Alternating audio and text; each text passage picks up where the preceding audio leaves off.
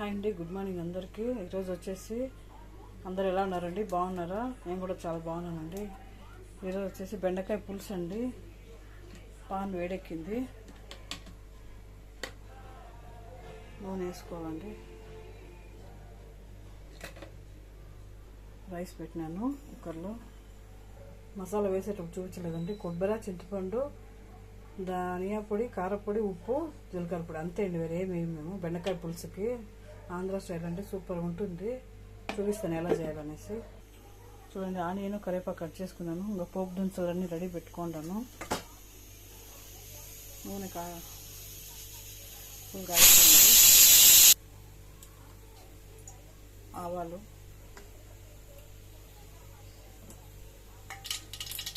వేగుతున్నాయండి. జీలకర్ర, మెంతులు కంపల్సరీ వేసుకోవాలండి పులుపు చారుకి.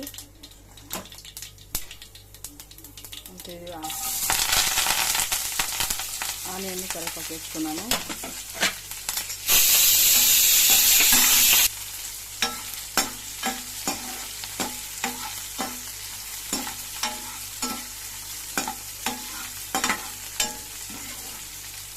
బాగా వేయించుకోవాలండి.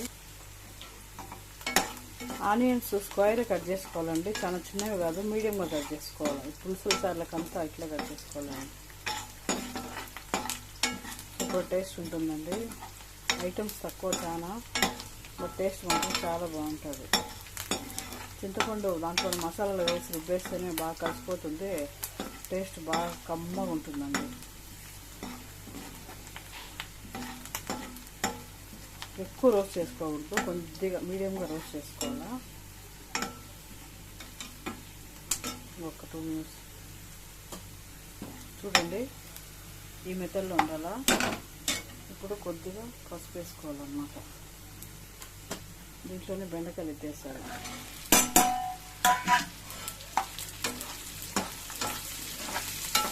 ఈ నూనెలోనే ఫ్రై చేసుకోవాలండి. కొంతమంది ఫస్ట్ నూనెలో ఫ్రై చేసుకొని బెండకాయ సపరేట్ పెట్టుకుంటారు, మళ్ళీ తరువాత పెడతారు. నేనైతే తరువాత ఫ్రై చేసేస్తానండి.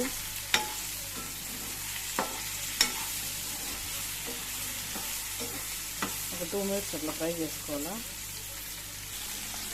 కొద్దిగా కలగెట్టాలండి.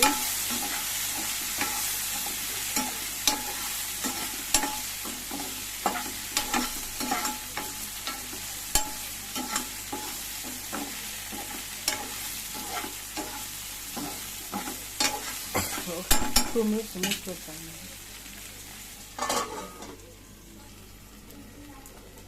మూత తీసేస్తానండి.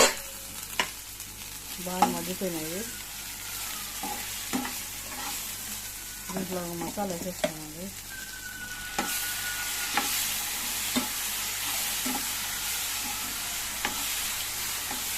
ఊరికే 2 minutes వేయించాలి, ఎక్కువ వేయించకూడదండి.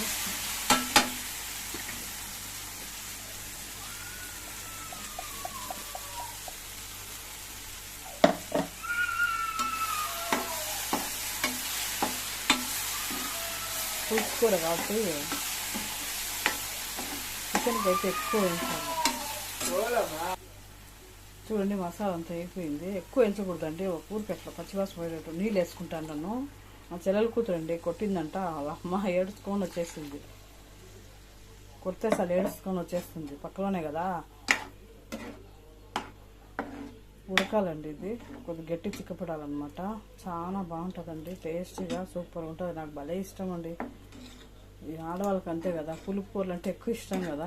అందరు ఇష్టం, మగవాళ్ళు అంత ఇష్టపడరు అనమాట మా ఇంట్లో. బెండకాయ ఉడికిన తర్వాత దించేయాలండి. మూత పెట్టుకుంటాము. పాత్రలన్నీ కొంచెం ఉన్నాయండి. నేను కూర అయ్యే లోపల అన్నీ కడిగేస్తాను. అన్నం ఆఫ్ చేసినాను. కూర ఉడుకుతుందండి. 5 minutes కూర ఉడికింది. చూస్తానండి, ఉడికిందండి. ఇంకో 2 minutes పైన కొద్దిగా నూనె వేసుకుంటానండి. బాగా టేస్ట్గా ఉంటుంది. 2 minutes అండి. ఇంకండి ఉడికిపోయింది. నూనె సపరేట్ అయింది. చూడండి, బెండకాయ కూడా బాగా ఉడికిపోయిందండి. చూడండి, సాఫ్ట్ అయిపోయింది.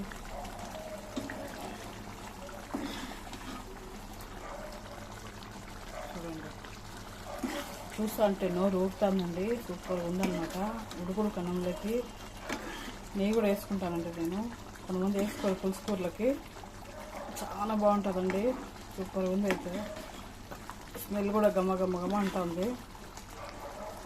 అంతే అండి, కూర రెడీ అయిపోయింది. తక్కువ ఇంగ్రీడియంట్స్తో మంచి బెండకాయ పులుసు రెడీ అయిపోయిందండి. మీరు కూడా ట్రై చేయండి అందరూ ఖచ్చితంగా. ఎవరైనా కొత్త వాళ్ళు ఉంటే సబ్స్క్రైబ్ చేసుకోండి, లైక్ చేయండి, షేర్ చేయండి ఫ్రెండ్స్ కంటే. ఓకే అండి, బాయ్ అండి. అయిపోయిందండి, ఫోన్ కట్టేస్తున్నాను. దీంట్లో వేసేసుకుంటానండి నేను.